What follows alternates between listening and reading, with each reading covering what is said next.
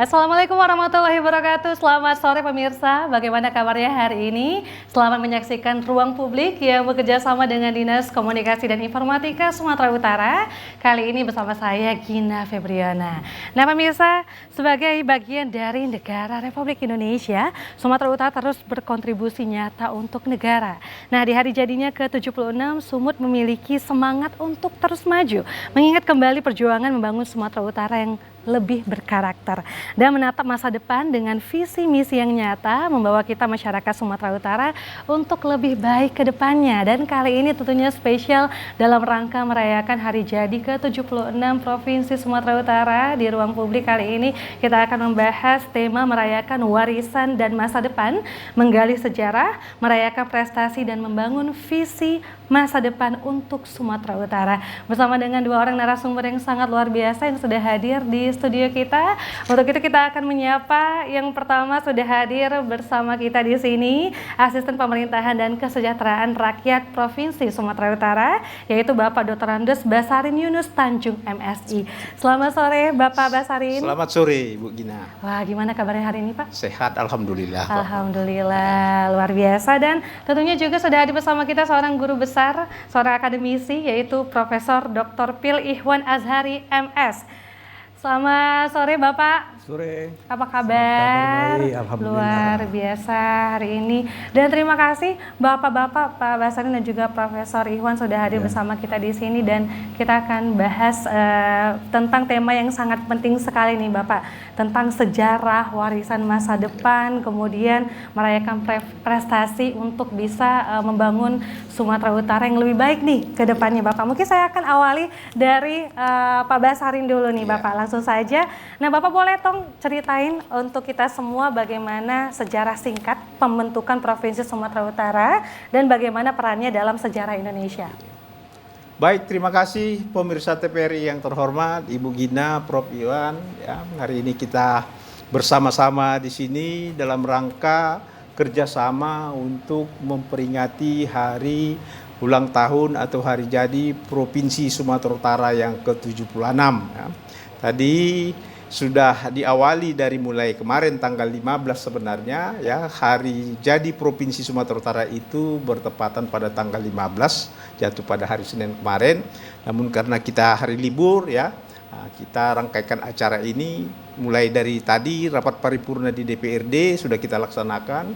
Sebelumnya juga jam 8 tadi kita sudah ada di Makam Pahlawan, ziarah bersama kepada tokoh-tokoh Sumatera Utara, pahlawan Sumatera Utara yang ada di Makam Pahlawan tadi. Ada Pak almarhum Raja Inal Siregar, kemudian ada Pak Marahalim Harahap, kemudian ada Pak Tengku Rizal Nurdin. Kita berdoa bersama-sama di sana untuk bagaimana keselamatan perkembangan Sumatera Utara ini. Ya.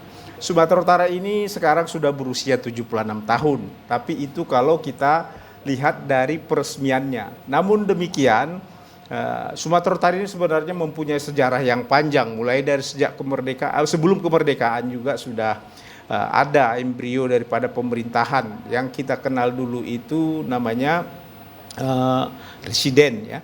Sumatera Utara ini terdiri dari dua residen Tapanuli dan residen Sumatera Timur, ya.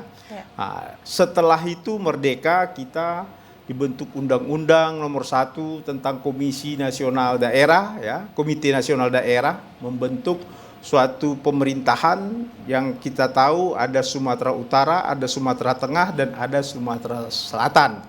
Sumatera Utara itu sendiri terdiri dari Keresidenan Aceh, Keresidenan Sumatera Timur, dan Keresidenan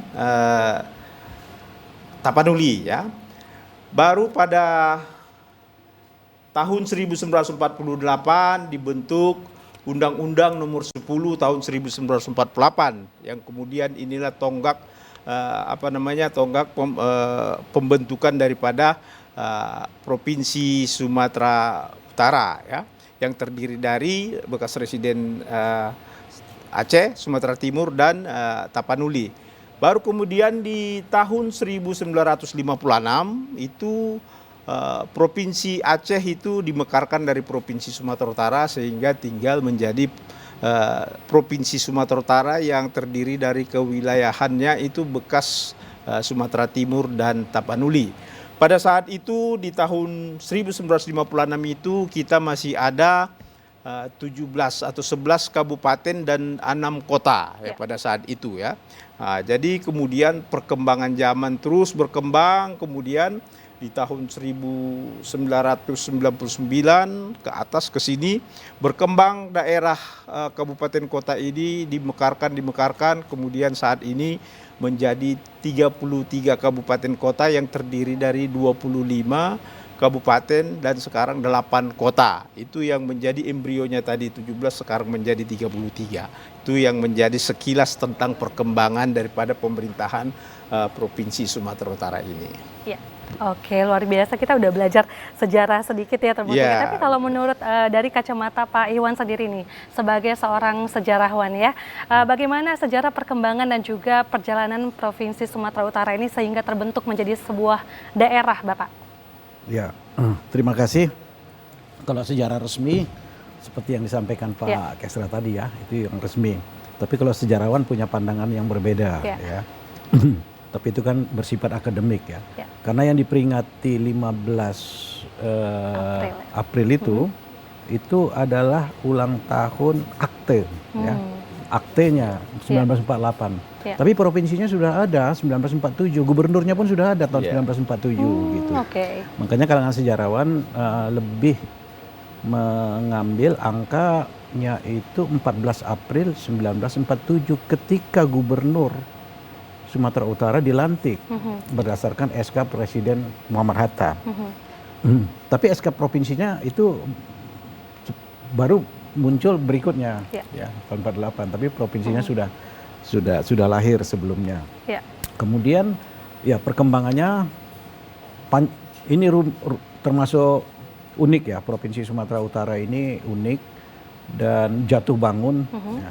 Jatuh bangun pernah Aceh itu bagian dari kita, dari Provinsi Sumatera Utara, kemudian Aceh, kemudian tidak lagi. Ya. Jadi kalau lihat pasang surutnya itu, sebenarnya wilayah Sumatera Utara yang sekarang, kalau ini yang diperingati sebagai hari ulang tahun, itu 1956. Ya, setelah Aceh keluar dari Provinsi Sumatera Utara. Kalau sebelumnya itu, Sumatera Utara itu termasuk Aceh. Bahkan sebelumnya, Sumatera Utara itu menjadi ibu kota Medan, menjadi ibu kota satu provinsi yang bernama Sumatera sejak Indonesia merdeka gitu ya. Dan yang nggak boleh dilupakan, Sumatera Utara itu lahir bukan di Medan tapi di Pematang Siantar, sehingga memperingati hari ulang tahun Provinsi Sumatera Utara seharusnya tidak melupakan tempat di mana dia dilahirkan, yakni kota Pematang Siantar. Ya, karena Medan diduduki oleh sekutu waktu itu tidak mungkin bisa menjalankan roda pemerintahan karena itu masa agresi ya, 46 sampai 48. Bahkan sebagai ibu kota Provinsi Sumatera, Medan itu pindah ke Bukit Tinggi. Ya, jadi setelah kemerdekaan Sumatera menjadi satu provinsi, ibu kotanya kota Medan, tapi karena Medan kemudian diduduki, pindah ke Bukit Tinggi. Jadi ini satu provinsi yang sebetulnya sangat heroik ya. Banyak sekali singgungan antara pembentukan negara Republik Indonesia dengan terbentuknya Provinsi Sumatera Utara. Itu yang nggak boleh dilupakan ya.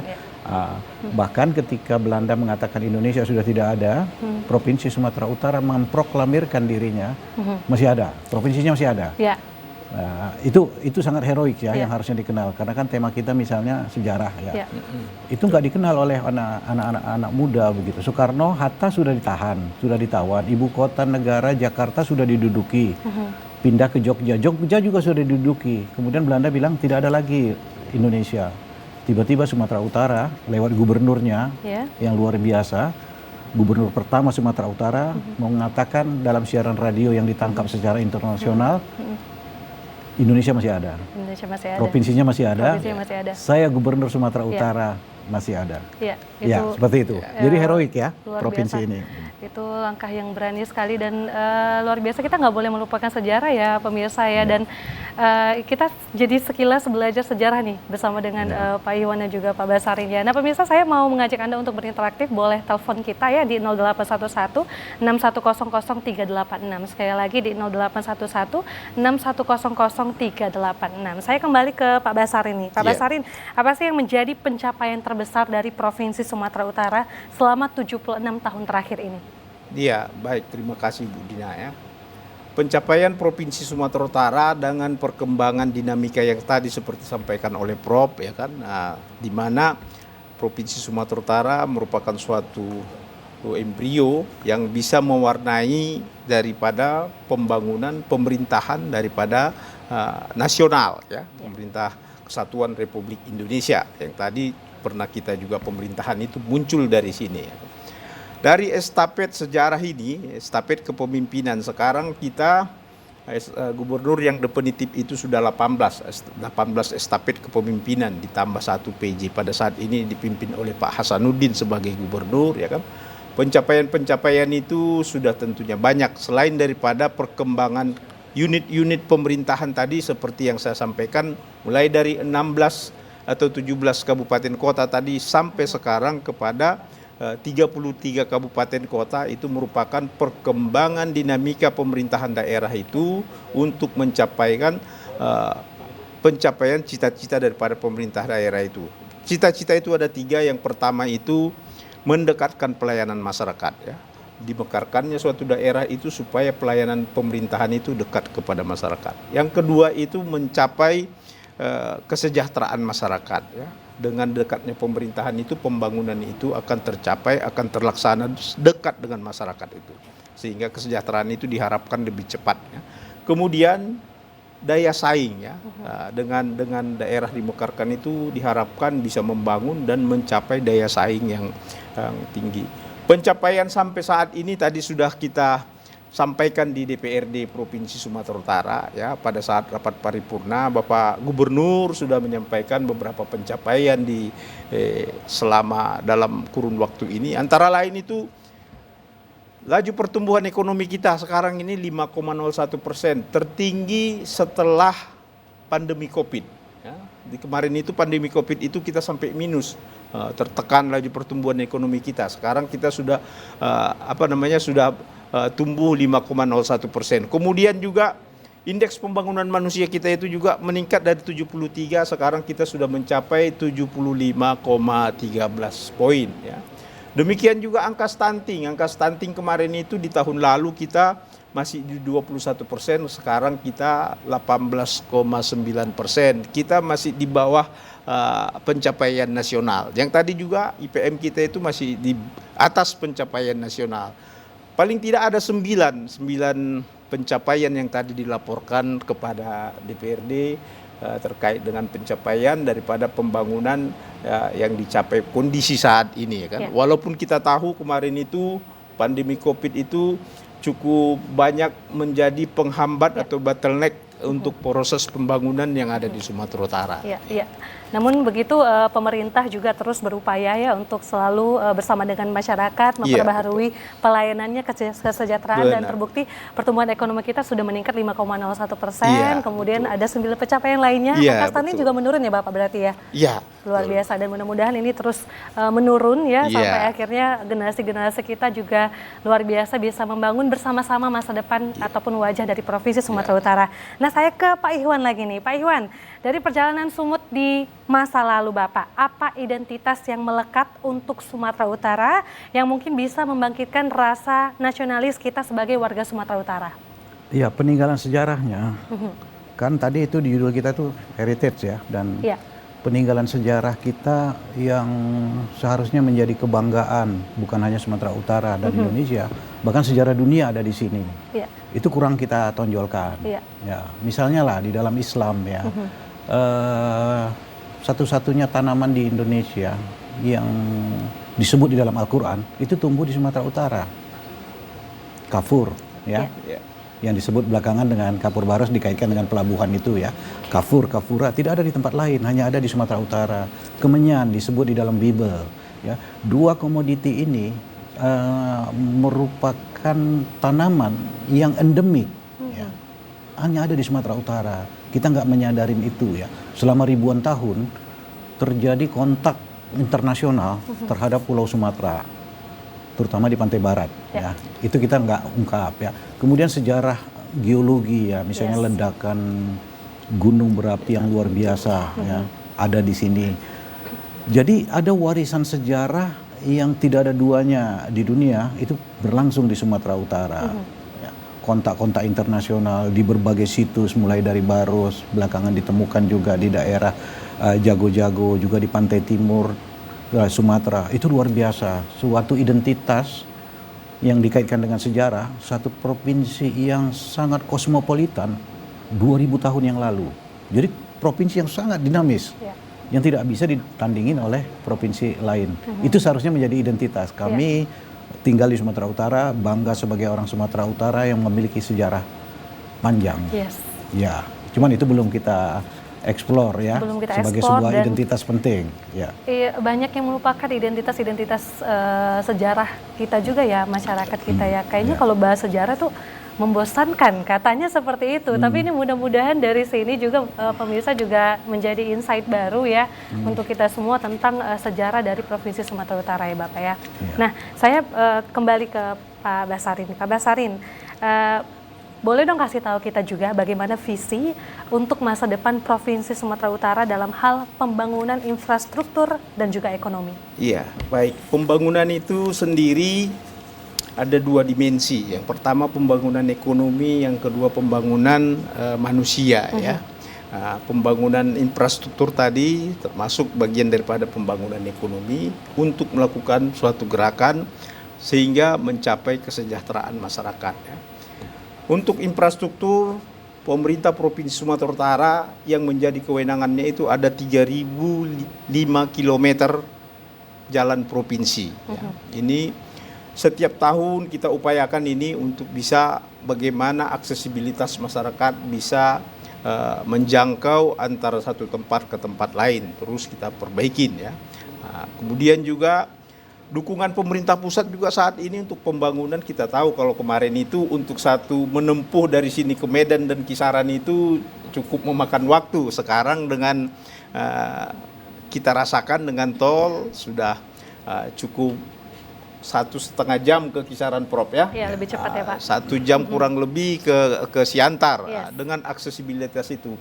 Tentunya ini semua harus berkelanjutan, berkesinambungan ya.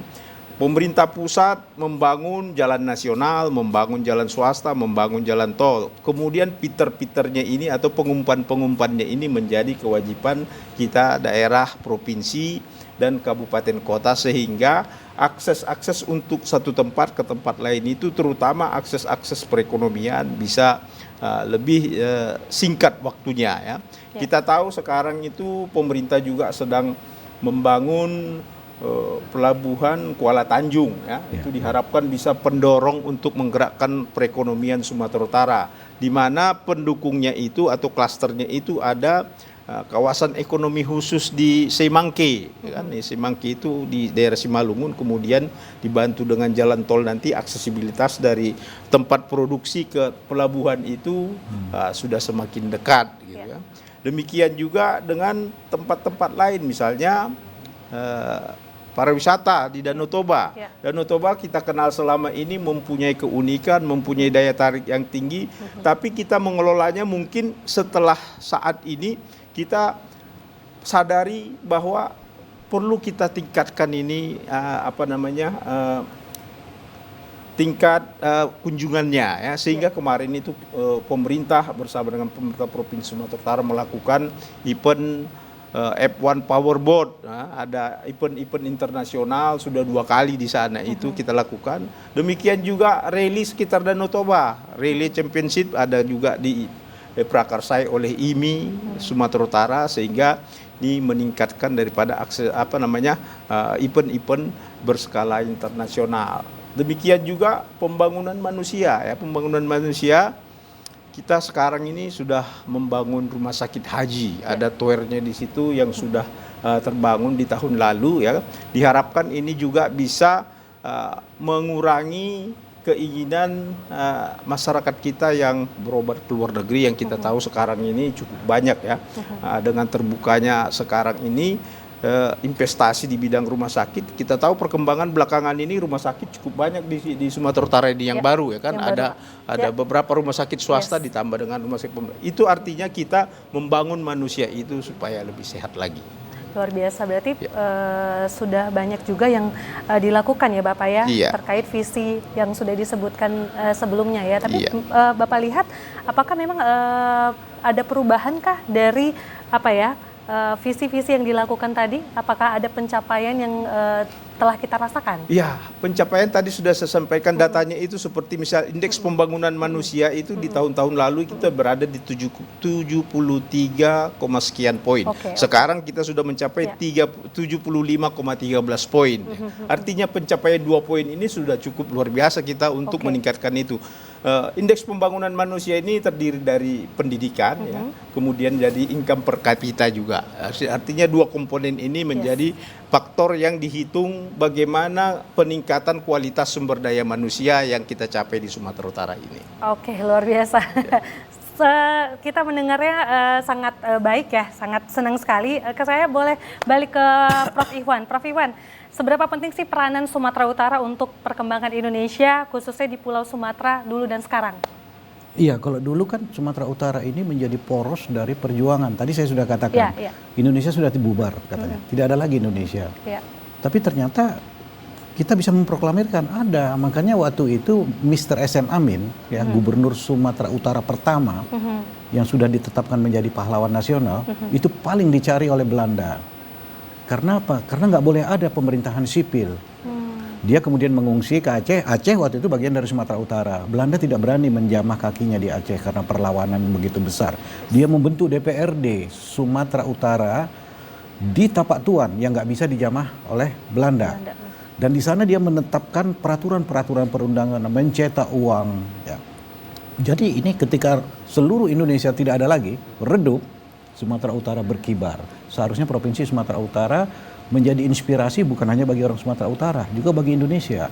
Ternyata perjuangan menentang dominasi asing itu dimulai ya di Sumatera Utara.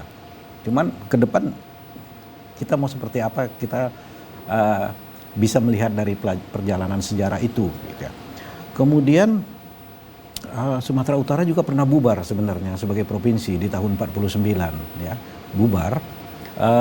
Ditiadakan, ya kan. Kemudian ada muncul Aceh yang ada Provinsi Aceh dan Provinsi Tapanuli _ Sumatera Timur. Jadi pernah ya dalam satu periode Sumatera Utara itu tidak ada. Yang jadi pertanyaan, apakah tahun depan Provinsi Sumatera Utara seperti wujudnya sekarang masih ada? Mengingat munculnya sekarang ada beberapa rencana pembentukan provinsi baru. Seandainya itu juga terjadi, itu merupakan dinamika Sumatera Utara, ya, Sumatera Utara. Selama ini kan Sumatera Utara begitu luas, ya, dan 33 ya Pak, kabupaten kota, yang kedepannya itu sebaiknya ini menjadi kekuatan, terutama dari aspek sejarah. Ada ribuan situs sejarah ya di Sumatera Utara yang bisa menjadi pusat perhatian juga secara nasional, seperti yang saya katakan tadi ya. Pusat-pusat masuknya agama Islam misalnya, orang selalu mengaitkan itu dengan masuknya Islam di beberapa tempat penting di Sumatera Utara gitu ya, masuknya peradaban Cina dan India yang begitu kuat ada di Sumatera Utara. Jadi sebenarnya Sumatera Utara memiliki keunggulan yang bisa ditampilkan di masa depan. Jadi saya mengharap juga ada upaya-upaya ke depan untuk memberikan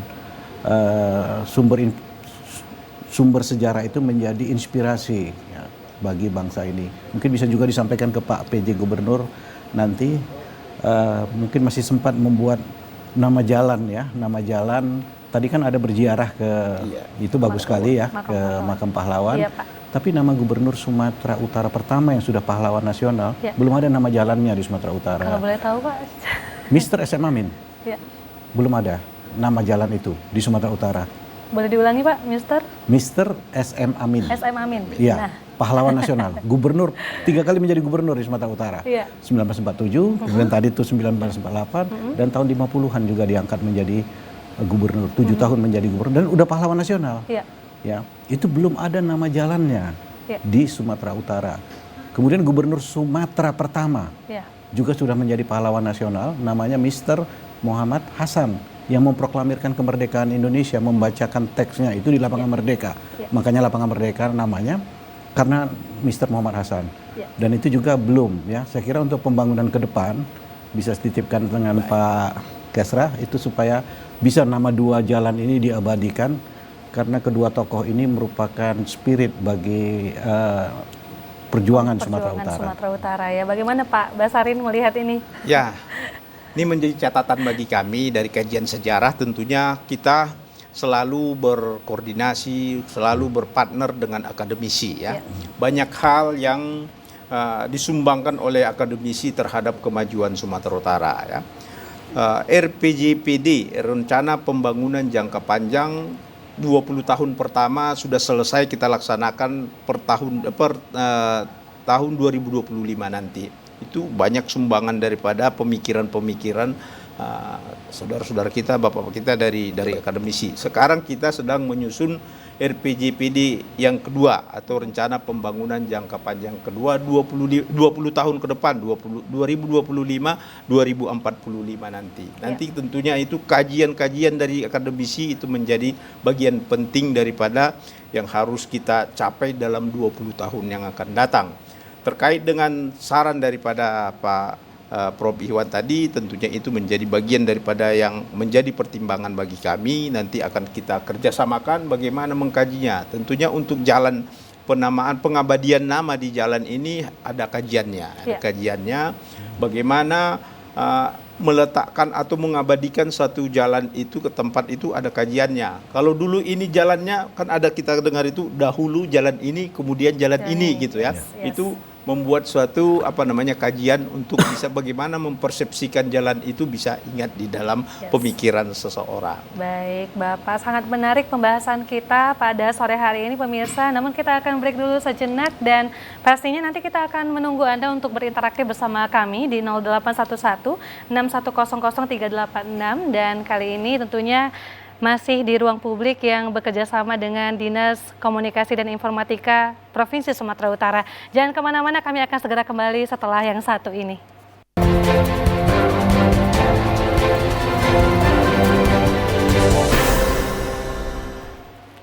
Ya, pemirsa, kita masih ada di ruang publik yang bekerja sama dengan Dinas Komunikasi dan Informatika Provinsi Sumatera Utara dan Anda masih menyaksikan kami di sini bersama dengan Bapak Dr. Andes Basarin Yunus Tanjung MSI dan juga Profesor Dr. Pil Ihwan Azari MS. Kita masih membahas tema yang sangat penting sekali masih dalam rangka Hari Jadi Provinsi Sumatera Utara yang ke-76 pemirsa dengan tema merayakan warisan dan masa depan, menggali sejarah, merayakan prestasi dan membangun visi masa depan untuk Sumatera Utara. Nah, kali ini kita masih tunggu interaktif Anda di 0811 6100 386. Sekali lagi di 0811 6100 386. Nah, kita sudah bahas sesuatu yang sangat menarik sekali tentang sejarah dan juga perkembangan dari Provinsi Sumatera Utara pemirsa. Dan kali ini saya mau bertanya lagi dengan Bapak Basarin. Bapak, dengan visi dan misi yang sudah Bapak sampaikan sebelumnya, apa sih yang harus dilakukan oleh masyarakat Sumatera Utara agar bisa selaras dengan visi yang Bapak sebutkan tadi? Iya. Baik, sekarang ini kita sudah 76 tahun melakukan pembangunan di Sumatera Utara.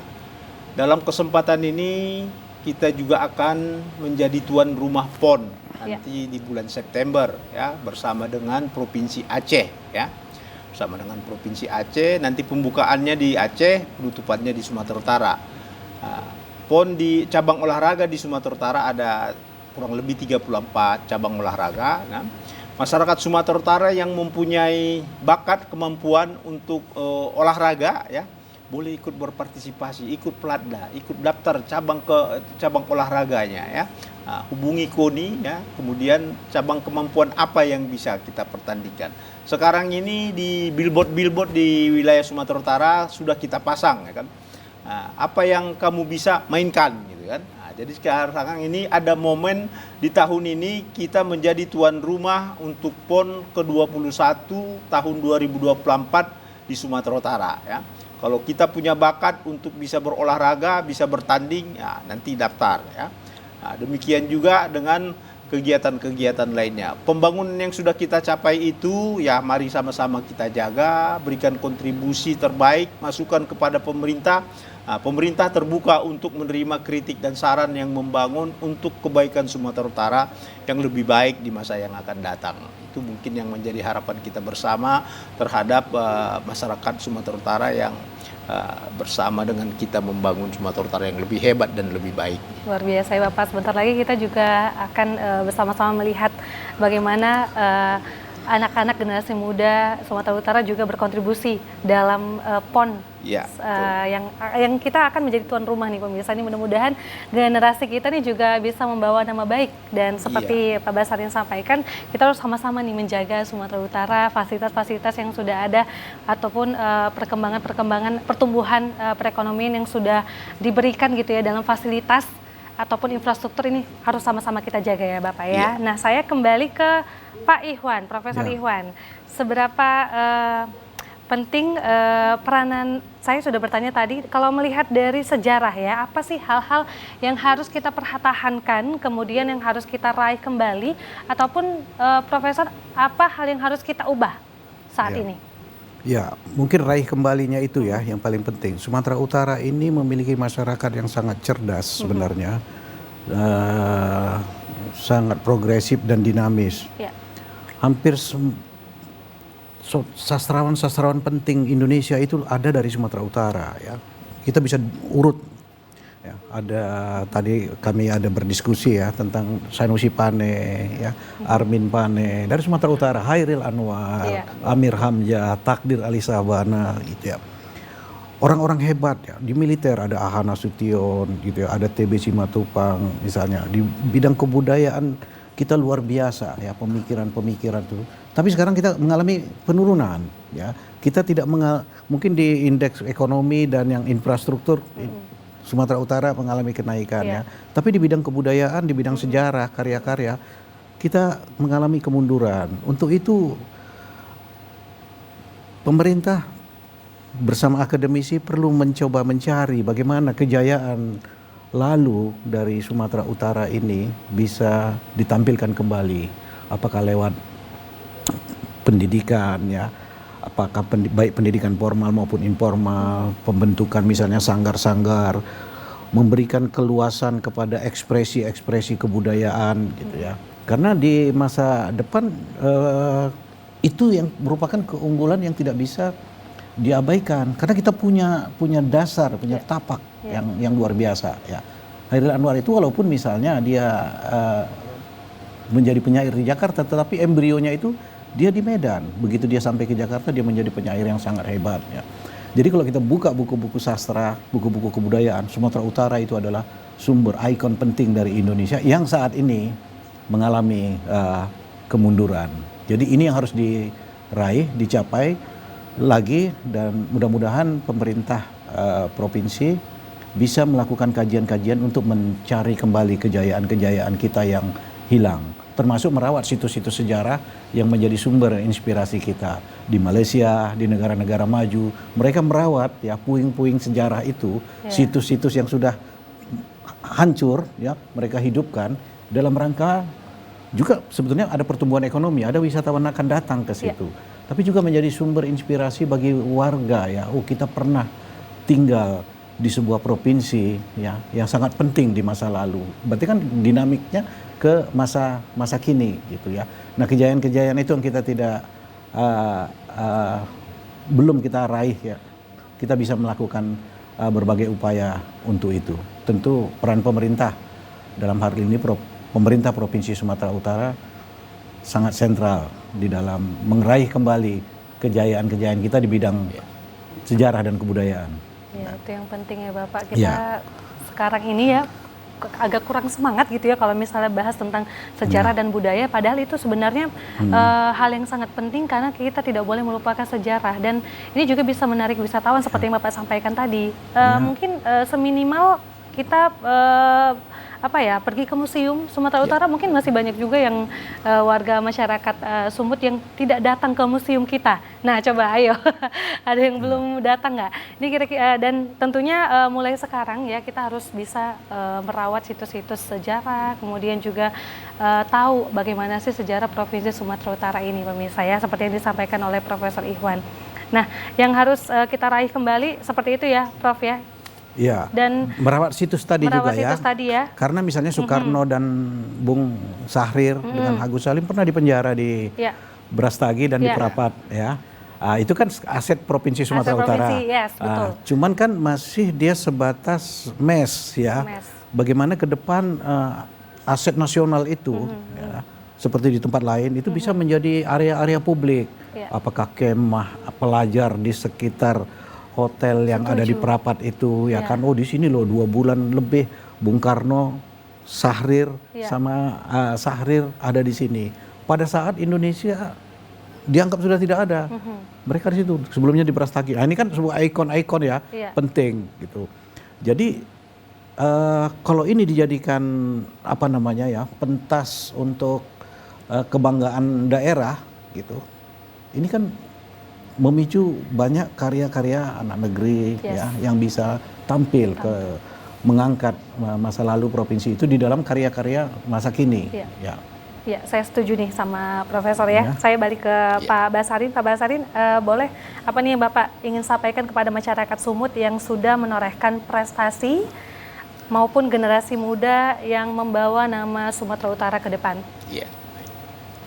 Sebelum masuk ke situ saya ingin menyambung apa yang disampaikan oleh Prof tadi ya. Boleh, Bapak. Beberapa situs yang sudah kita perhatikan dan kita pugar itu antara lain itu situs Putri Hijau yang ada di Putri itu sudah kita pugar, kita perbaikin ya. Di mana di sana itu ada peninggalan-peninggalan sejarah, situs-situs Putri Hijau, tempat pemandiannya sampai kepada tempat-tempat dia untuk bisa melaksanakan aktivitas. Kemudian juga di Langkat itu ada Amir Hamzah ya. Dalam proses kita melestarikan situs-situs ini ya, beberapa tantangan juga kita alami. Yang pertama itu ahli waris dan keluarga terkadang berbeda pendapat dengan pemerintah. Ini juga menjadi tantangan kita dalam proses mengabadikan, melestarikan daripada situs ini.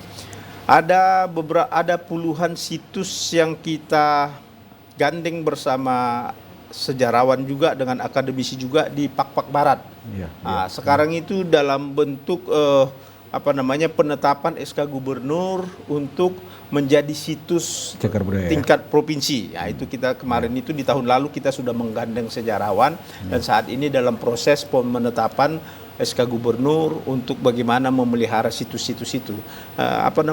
Cagar budaya ini ada batunya itu, peninggalannya itu, meja-meja itu ya. Meja-meja itu masih ada di sana, walaupun tidak utuh lagi, tapi itu kita sudah mulai. Saya baru tahu nih Bapak. Ya sudah kita mulai. Nanti ke depan kita mungkin akan kerjasama dengan Prof yang lebih itu lagi. Kaitan dengan yang tadi tentang prestasi-prestasi anak bangsa yang sudah kita kita raih ya. Nah, beberapa prestasi di tahun lalu ya kita juara juga 5 besar, kita masuk MTQ di tingkat nasional ya di Jambi, kemudian di itu juga 10 besar kita masuk di di PON yang lalu di Papua. Ya. Kemudian juga sekarang kita menjadi kesempatan untuk tuan rumah. Saudara-saudaraku ya yang mempunyai bakat, mempunyai kemampuan ya, tunjukkan kemampuanmu, ikut membangun Sumatera Utara melalui prestasi ya. Terhadap prestasi yang sudah dicapai, pemerintah Provinsi Sumatera Utara memberikan apresiasi yang sudah kita lakukan itu, memberikan tali asi, memberikan penghargaan, memberikan kesempatan pelatihan dan sebagainya. Nah, ke depan mari kita sama-sama bergandeng tangan untuk bisa lebih maju lagi ya kan. Sumatera Utara ini di zaman yang lalu itu ya tak perlu harus pelatda, tapi bisa orang-orang di kebun itu mempunyai bakat untuk pemain bola, kan? Mempunyai bakat untuk jadi kiper. Ada dulu tuh yang paling terkenal fenomenal sehingga menjadi pemain nasional dari Sumatera Utara kan. Di perkebunan itu banyak bibit-bibit olahraga ya atlet yang bisa kita banggakan. Kita pupuk, kita sama. Nanti di bulan September akan ada event nasional di Sumatera Utara. Raih prestasimu. Nah, kira-kira seperti itu. Prestasi, tetap semangat ya Bapak ya untuk generasi muda kita. Nah, saya ke Profesor Iwan. Profesor Iwan, seperti apa Bapak melihat Sumatera Utara ke depannya? Ke depan, ini kalau ke depan kita susah ya sejarawan meramalkan ya. Tapi tadi saya katakan tadi Sumatera Utara ini menjadi suatu arena yang sepertinya mendapat anugerah ya dari Allah, menjadi sebuah wilayah yang sangat unik dan sangat kaya. 2000 tahun yang lalu orang datang kemari mencari emas misalnya ya, emas. Dan sampai sekarang industri emas itu juga masih ada di Sumatera Utara. Jadi kan kekayaan Sumatera Utara dalam bidang pertambangan di masa depan juga masih ada potensi juga dalam bidang keindahan alam yang tidak ada duanya ke depan, juga di bidang kreativitas ya, potensi kreativitas orang-orang Sumatera Utara yang merupakan silang budaya dari berbagai etnik dan ras ya. Tidak ada wilayah di Indonesia ini yang memiliki tingkat keragaman baik ras, etnik dan agama selain dari Sumatera Utara. Untuk itu kreativitas dimungkinkan di masa depan. Oleh karena itu di masa depan bagaimana ruang-ruang ekspresi itu ya dimunculkan oleh pemerintah, oleh masyarakat semua. Jangan ragu-ragu menjadi orang Sumatera Utara, karena kalau kita di luar Sumatera Utara misalnya, kita merasa ada sesuatu yang luar biasa di Sumatera Utara, baik dari kuliner, dari kemampuan olah suara, menyanyi misalnya ya, bahasa yang sangat unik gitu. Jadi itu saya kira ke depan bagaimana kita mengelola itu menjadi suatu unggulan yang penting di masa yang akan datang. Tidak hanya yang berkaitan dengan infrastruktur ekonomi. Itu saya kira. Semuanya ya Bapak ya, karena Profesor, kalau kita melihat Sumatera Utara ini sangat unik. Seperti Profesor katakan sebelumnya, kita 33 kabupaten punya ciri khas masing-masing. Dari budayanya, dari semuanya ya, bahasanya, kemudian craftnya dan semuanya yang bisa ditonjolkan gitu ya, kreativitasnya bisa ditonjolkan juga. Dan tentunya kedepannya tadi Profesor katakan ya, semoga masih banyak ruang untuk kita bisa terus melestarikan budaya dan juga sejarah kita di Provinsi Sumatera Utara ini, dan harus bangga ya Profesor ya, sebagai anak Medan gitu kalau kita bilang, ataupun anak Sumatera Utara, ataupun kabupaten-kabupaten yang ada di Sumatera Utara dan yang lainnya. Mungkin Profesor apa nih yang menjadi harapan Profesor ke depannya terkait Provinsi Sumatera Utara ini supaya terus bisa merayakan hari jadinya dengan begitu banyak warisan dan juga prestasi-prestasi ke depannya? Ya, yang mengikat kita sebagai warga Sumatera Utara itu perlu ditumbuhkan. Tentu itu lewat sejarahnya ya. Bagaimana sekolah-sekolah kita, anak-anak didik kita di sekolah-sekolah memahami sejarah provinsinya, sehingga mereka bangga. Sumatera Utara itu bukan istilahnya provinsi kaleng-kaleng gitu ya, atau provinsi baru kemarin gitu. Kami tinggal di sebuah wilayah yang punya sejarah panjang dan punya keunggulan-keunggulan yang luar biasa. Jadi kita bagaimana menumbuhkan itu lewat pendidikan. Jadi bagaimana pendidikan itu memberikan muatan-muatan yang memperlihatkan Sumatera Utara sebagai pengikat kebersamaan. Sumatera Utara menjadi pusat-pusat inovasi di masa yang lalu misalnya ya. Coba saja bayangkan ketika di tempat lain orang belum punya sekolah guru, Sumatera Utara adalah pelopor sekolah guru pertama. Jauh sebelum Ki Hajar Dewantara lahir, di Sumatera Utara sudah muncul sekolah guru yang dibentuk oleh William Iskandar. Ketika orang membuka sejarah pendidikan, orang terkesima. Ternyata Sumatera Utara pelopor dalam bidang pendidikan, inovasi-inovasi pendidikan di kita itu luar biasa. Tapi ini kan nggak banyak diketahui, gitu ya. Tidak banyak orang yang ketahui bahwa jauh sebelum Ki Hajar Dewantara yang diperingati 2 Mei itu, dia belum lahir, Sumatera Utara sudah punya sekolah guru, ya, di Tapanuli Selatan sana, di Madinah sana. Dan dia itu lulusan dari Amsterdam, dia sekolah ke sana. Jadi tokoh-tokoh kita banyak yang disekolahkan ke Belanda pada waktu itu dan pulang membangun Sumatera Utara. Contohnya tadi William Iskandar tadi, ya, dia membangun Sumatera Utara lewat pendidikan. Kita perlu sekolah guru, kita perlu metode pembelajaran yang tidak barat. Maka dia buatlah sekolah di Tapanuli Selatan, dan itu sekolah itu menjadi percontohan pula oleh pemerintah Belanda. Ini kan orang Sumatera Utara, jadi Sumatera Utara kan memiliki potensi untuk bisa menjadi magnet dari kemajuan yang ada di Indonesia. Tapi itu kan nggak banyak diketahui. Bagaimana ke depannya, ya, sumber-sumber inspirasi Sumatera Utara itu bisa digali dan menjadi kebanggaan bersama, sehingga kita sama-sama maju, ya, seperti yang disampaikan oleh Bapak tadi. Kita punya pijakan historis. Kita nggak bisa maju ke depan, ya, tanpa mempunyai pijakan masa lalu. Ya. Kita bukan, masa depan itu bukan ruang kosong. Ya. Itu yang kita harap. Kota Medan misalnya, ya kan sekarang ada pusat-pusat kemajuan itu kan tidak di pusat kota lagi. Kita melihat, ya, Medan itu kan di pinggiran yang muncul. Pusat-pusat kota itu menjadi kota mati. Coba lah malam, ya, apakah ke Jalan Surabaya yang dulu ramai waktu saya kecil, kecil itu Kanton, ya, Petisah, itu kan menjadi wilayah-wilayah yang sepi sekarang ini. Yang maju itu ya daerah pinggiran.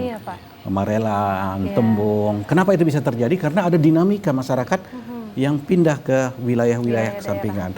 Nah, jadinya pusat kota itu kan sebetulnya menjadi warisan heritage ada di situ. Ya, jadi itu bagaimana ke depannya harapan saya itu bisa dijaga, bisa menjadi suatu pusat orientasi warga kota. Sekarang ini baik Medan, Tebing Tinggi atau Pematang Siantar tidak punya orientasi. Masyarakat memudar ke belakang. Jadi tugas pemerintah, dan saya juga mengharap heritage yang ada di pusat-pusat kota itu bisa dihidupkan kembali, ya. Prof, ya. Dan saya juga berterima kasih kepada pemerintah provinsi yang antara lain sudah menyelamatkan salah satu situs penting, ya. Tadi disebut situs Benteng Putri Hijau. Tapi situs Benteng Putri Hijau itu satu dari 100 situs yang ada di Sumatera Utara yang berkaitan dengan kebanggaan Sumatera Utara. Ternyata banyak sekali situs sejarah di Sumatera Utara, ya, Profesor, ya, dan ini sebenarnya harus kita ketahui, itu paling dasar kita ketahui, terus kita jaga, dan tentunya bersama dengan pemerintah kita akan bersama-sama merayakan warisan kita dari Provinsi Sumatera Utara. Di akhir ini sebagai pertanyaan terakhir saya nih, Bapak Basarin, apa kata penutup dari Bapak terkait HUT Sumatera Utara ke-76 ini, serta apa pesan dan juga harapan pemerintah Provinsi Sumatera Utara? Ya, baik, terima kasih. Kedepan persaingan kita bukan lokal lagi, ya, sudah regional atau sudah lebih kepada global, ya. Anggap saja kita sekarang ini tentang kesehatan, ya, kita bersaingnya itu dengan negara sebelah, ya, kan, tetangga kita. Nah, potensi-potensi kita itu juga harus bisa kita dorong untuk meningkatkan standar. Ya, standar daya saing kita itu harus bisa kita sama-sama meningkatkannya, ya kan, tidak hanya di tingkat lokal, tetapi sudah lebih global lagi, ya kan. Oleh karena itu persaingan antar sumber daya manusia, katakan antara sekolah A dengan sekolah B, itu tidak patokannya lagi asal lulus, ya kan. Sudah bisa keterima nggak di tingkat internasional, sudah lebih global kita sekarang ini. Nah, oleh karena itu kita di Sumatera Utara ini, terutama sumber daya manusianya, persiapkan untuk bagaimana kemajuan yang akan datang kita capai, ya. Sekarang ini persaingan itu tidak head to head, artinya tidak kalah menang atau hancur gitu, ya kan. Artinya kan kita lihat itu beberapa perusahaan itu, ya kan. Nah, kalau kalah dia bersaing itu ya tutup, hancur, tidak ada artinya kalah lagi, ya kan, nah, hancur. Yang satu itu kalau dia menang melejit gitu kan.